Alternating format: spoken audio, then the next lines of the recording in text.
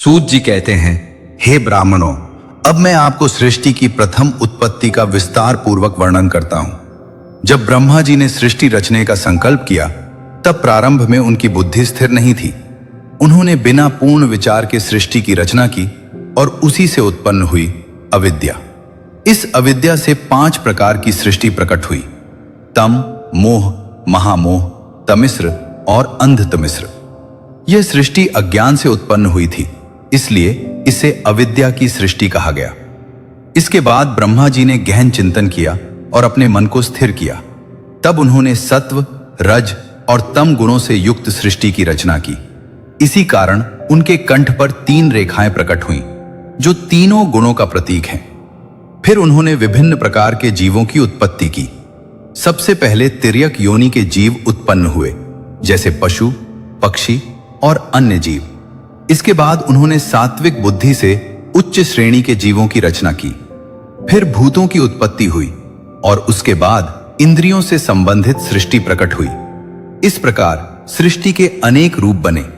प्रथम सृष्टि महत्त्व से उत्पन्न हुई, दूसरी भौतिक तत्वों से, तीसरी इंद्रियों से संबंधित, चौथी मुख्य सृष्टि, 5वीं तिर्यक योनि, 6वीं दैविक सृष्टि, 7वीं मानुषी सृष्टि, 8वीं अनुग्रह रूप सृष्टि और 9वीं सृष्टि कोमार सृष्टि कही गई। यह सृष्टि प्राकृत और वैकृत दोनों रूपों में प्रकट हुई। फिर ब्रह्मा जी ने अपने मन से सनक, सनंदन, सनातन और सनत कुमार को उत्पन्न किया। ये सभी ज्ञान और वैराग्य के प्रतीक थे और इन्होंने संसार के भोगों को त्याग दिया। इसके बाद ब्रह्मा जी ने अनेक महान ऋषियों को उत्पन्न किया: मरीचि, भृगु, अंगिरा, पुलस्त्य, पुलह, कृतु, दक्ष, अत्रि और वशिष्ठ। ये सभी उनके मानस पुत्र थे और सृष्टि के विस्तार में सहायक बने। फिर सृष्टि के विस्तार के लिए मनु और शत्रुपा का प्राकट्य हुआ। मनु और शत्रुपा से मानव जाति का प्रारंभ हुआ। उनसे उत्पन्न हुए प्रियव्रत और उत्तानपाद और 2 कन्याएं, आकुति और प्रसूति। आकुति का विवाह रुचि प्रजापति से हुआ और प्रसूति का विवाह दक्ष प्रजापति से।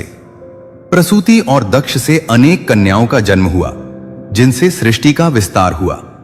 इन कन्याओं में श्रद्धा, लक्ष्मी, धृति, तुष्टि, पुष्टि, मेधा, क्रिया, बुद्धि, लज्जा, वपु, सिद्धि, कीर्ति और अन्य प्रमुख थीं।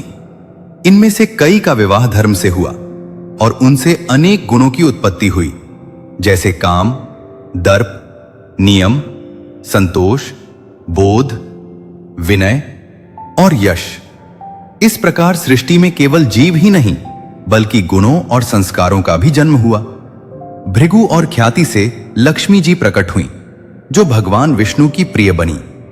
अन्य ऋषियों की संतानों से भी सृष्टि का विस्तार होता गया। इसी क्रम में दक्ष प्रजापति ने अपनी पुत्री सती को जन्म दिया। सती, जो स्वयं आदि शक्ति का रूप थीं, दक्ष ने उन्हें भगवान रुद्र को समर्पित कर दिया।